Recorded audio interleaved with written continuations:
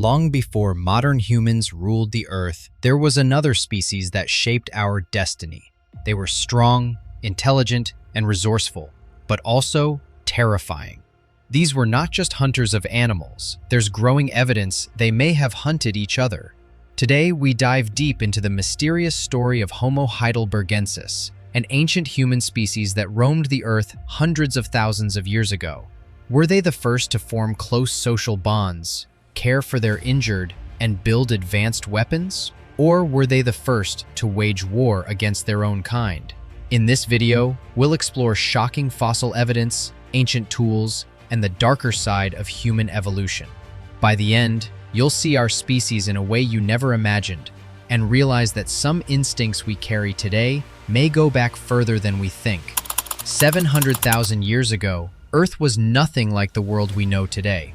The Pleistocene epoch was an age of extremes, a time when brutal ice ages came and went like the changing of seasons, turning lush green landscapes into frozen wastelands and then back again. Rivers dried up, forests disappeared, and animals migrated unpredictably, forcing every species to fight for survival. In the middle of this chaos, a new kind of human emerged, Homo heidelbergensis. They weren't the first humans, but they were unlike any that came before them. They stood as tall as we do, had powerful, muscular builds, and carried a brain almost as large as ours. They spread across Africa, Europe, and Asia, thriving where many species failed. But survival came at a price. Food was scarce, predators were everywhere, and competition between groups was constant. To live in this world meant being smarter, faster, and more ruthless than anything else around you. The choices they made to cooperate, to protect, and sometimes to kill shaped everything that came after. But what exactly made Homo heidelbergensis different from the cousins and rivals they shared the Earth with? And why do scientists believe they were the first humans to truly master both compassion and cruelty? To answer that, we need to step inside their world where survival was everything, and the line between friend and enemy was dangerously thin. When we picture early humans, it's easy to imagine primitive cave dwellers struggling to survive. But Homo heidelbergensis was something entirely different. They were built for dominance. Standing nearly 6 feet tall, with broad shoulders, thick bones, and powerful muscles, they were physically stronger than most modern humans today. Their large brains gave them incredible problem-solving skills and the ability to plan complex hunts. They used tools that were far more advanced than anything seen before their time, allowing them to take down enormous prey like wild horses, bison, and even mammoths. But strength and intelligence weren't enough, because this was an age filled with predators unlike anything we know now. Imagine giant cave lions, larger than any lion alive today, saber-toothed cats capable of killing in a single strike, packs of massive hyenas, and crocodiles so huge they could swallow a human whole. Yet despite these threats, evidence suggests the most dangerous enemy Homo heidelbergensis faced might have been each other. Fossilized remains show patterns of injuries not caused by animals but by weapons, wooden spears, stone axes, and blunt force trauma inflicted by their own kind. Why would humans turn against humans so early in history? Was it desperation, territorial defense, or something far darker? As we'll see, the evidence buried deep beneath ancient soil paints a haunting picture of violence, survival, and betrayal, one that still challenges everything we thought we knew about human nature. Hidden deep within Spain's Atapuerca Mountains lies one of the most chilling archaeological sites ever discovered, Cima de los Huesos, meaning the pit of bones. At the bottom of a dark, narrow shaft, scientists uncovered more than 7,000 fossilized human bones from at least 28 individuals, all dating back over 400,000 years. Most of these remains are linked to Homo heidelbergensis, and what they reveal is both fascinating and disturbing. Among them is the famous cranium 17, a skull showing 2 deliberate blows to the forehead, powerful enough to be fatal. This wasn't an accident, nor was it caused by animals. It was violence inflicted by another human. Alongside the bones, researchers found a finely crafted hand axe made of red quartzite, nicknamed Excalibur. Some believe it was a symbolic offering, suggesting this pit may have been an early burial site. Others argue The collection of bodies points to something more sinister, perhaps executions, ritual killings, or even massacres between rival groups.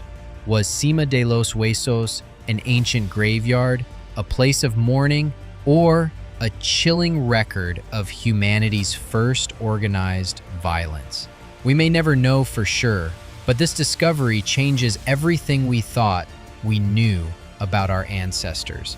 It shows that Homo heidelbergensis wasn't just surviving, they were making choices about life and death, loyalty and betrayal, community and conflict. And if this is where the story begins, the next discovery makes it even more unsettling. Thousands of miles away, in Ethiopia's Awash Valley, another discovery reveals a disturbing chapter in human history. Known as the Bodo cranium, this 600,000-year-old fossil carries unmistakable cut marks carved into the skull. These marks aren't random scratches. They were made by stone tools, and they're concentrated around areas where muscle and skin attach. This suggests deliberate defleshing, meaning someone carefully removed the flesh from this individual's skull shortly after death. But why? Scientists are divided. Some believe this was part of an early mortuary ritual, perhaps preparing the dead for burial or honoring them in a way we no longer understand. Others argue it's evidence of cannibalism, survival-driven behavior during times of extreme scarcity when food sources disappeared. Without other skeletal remains to compare, it's impossible to know whether this act was symbolic, spiritual, or simply desperate. What makes the Bodo discovery even more significant is how old it is, predating the Cima site by nearly 200,000 years.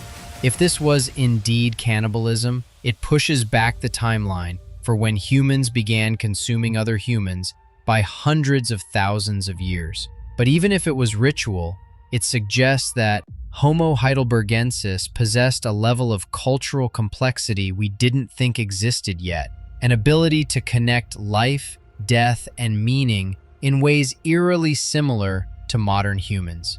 It forces us to ask a haunting question. Were these acts of respect, survival, or power? The answer may lie in the tools they left behind. The story of Homo heidelbergensis is also the story of technology. Around 300,000 years ago, at a site in Germany called Schöningen, archaeologists unearthed a set of wooden spears so advanced they shocked scientists. Perfectly balanced and designed for long-distance throwing, these spears prove that early humans understood aerodynamics and engineering long before we thought possible. Across the African continent, in Ethiopia's Gadamoda Formation, researchers found some of the earliest known stone-tipped projectiles, dating back nearly 280,000 years. Attaching sharp stone points to wooden shafts, a process known as hafting, was a revolutionary leap forward.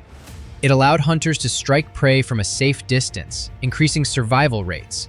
But it also meant weapons became deadlier than ever. With these tools, Homo heidelbergensis could hunt large game like wild horses, rhinos, and even mammoths. But they could also use them against rival groups competing for resources. Fossil evidence shows skull fractures, spear wounds, and defensive injuries consistent with interpersonal conflict. Were these weapons created for survival, or did they spark the earliest arms race in human history? For the first time, humans weren't just defending themselves against predators. They were learning how to control power, to project force, and to decide who lived and who died. This technological mastery gave them an incredible advantage, but it may have also fueled new levels of violence and competition between groups. The line between tool and weapon had been crossed, and it would never be reversed. Life for Homo heidelbergensis wasn't all conflict and chaos. Fossil evidence suggests they lived in small, close-knit groups of 15 to 30 individuals, likely built around family ties. Within these bands, there are signs of care and compassion. At Cima de los Huesos, researchers found skeletons of individuals with severe injuries and disabilities, including one person with a malformed pelvis who would have struggled to walk, who survived for years. This means others must have helped them, fed them, and protected them. These weren't just survival machines, they were capable of empathy and social cooperation. But where there is community, there is also tension. Small groups competing over limited food, mates, and territory could easily descend into conflict. Some scientists believe the injuries on certain skulls represent punishments, executions, or revenge killings within these groups, suggesting that Homo heidelbergensis may have developed early systems of social control. Did they have unspoken rules, leadership roles, and consequences for breaking them? It's possible. We also know they returned to the same resource-rich areas repeatedly, meaning they may have defended territories against outsiders. In times of scarcity, clashes between groups were likely inevitable. Within the same community, bonds of trust held people together, but betrayal could tear them apart. The story of Homo heidelbergensis is one of duality. They could nurture and protect, but they could also harm and destroy.